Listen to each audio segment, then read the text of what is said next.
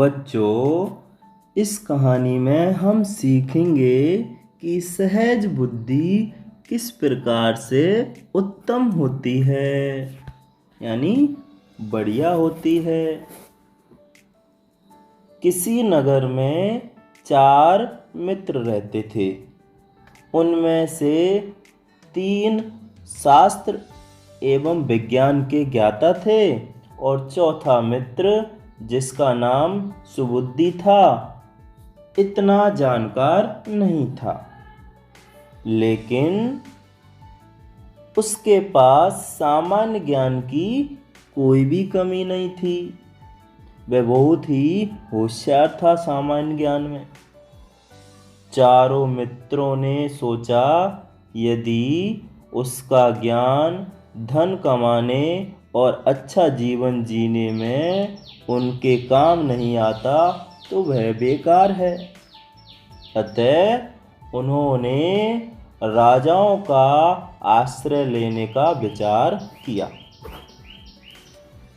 वे घर से निकल लिए। रास्ते में एक मित्र ने कहा कि सुबुद्धि के पास तो सामान्य ज्ञान के अलावा और कोई ज्ञान ही नहीं है, इसलिए मैं अपनी आय में से इसको हिस्सा नहीं दूंगा, इसे घर वापस भेज दो। दूसरा मित्र तो इससे सहमत हो गया, लेकिन तीसरा मित्र बोला, दोस्तों यह तो उचित ही नहीं है।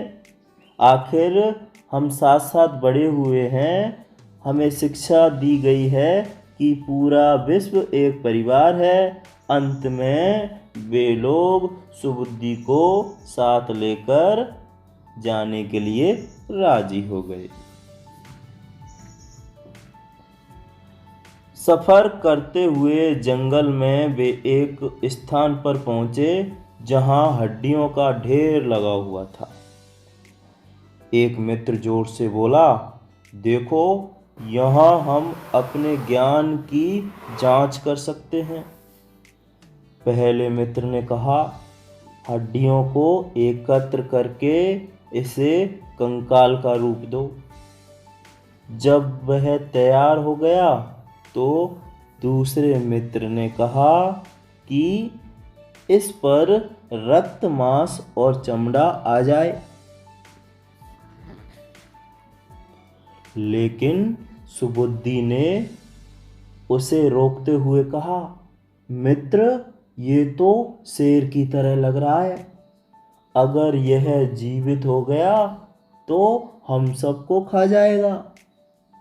लेकिन तीसरा मित्र अपने ज्ञान की परीक्षा करने पर तुला हुआ था। उसने सुबुद्धि को डांट की कि वह बेकार में डरा रहा है। सुबुद्धि को उसने डांटा कि वह तो बेकार में ही उसे डरा रहा है। सुबुद्धि ने उसे रोकने के लिए कहा और जल्दी से एक पेड़ पर चढ़ गया। अब तीसरे मित्र ने उस कंकाल में जान डाल दी। तुरंत ही वह शेर उठकर खड़ा हो गया।